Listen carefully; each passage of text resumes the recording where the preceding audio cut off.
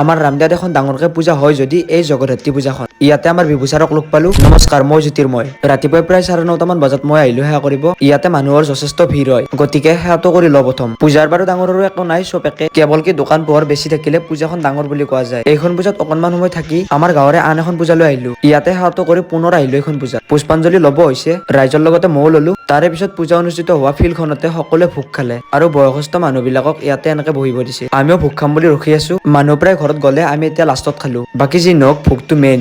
এই পূজাখন ৰামদিয়া নামপাৰাত অনুষ্ঠিত হৈ আছে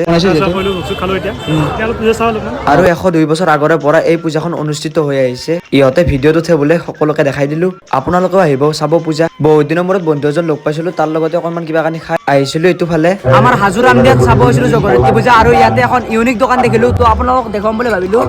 তো দেখুৱাই আছো বলক আপোনালোকক। দেখুৱাই আছো মানে নেক্সট ভিডিঅ'টোত আপোনালোকক দেখুৱাই দিম। তেতিয়ালৈকে ছাবস্ক্ৰাইব আৰু ফলোটো কৰি দিয়ক। ভিডিঅ'টো ইমানখিনিলৈকে চাইছে যদি ধন্যবাদ।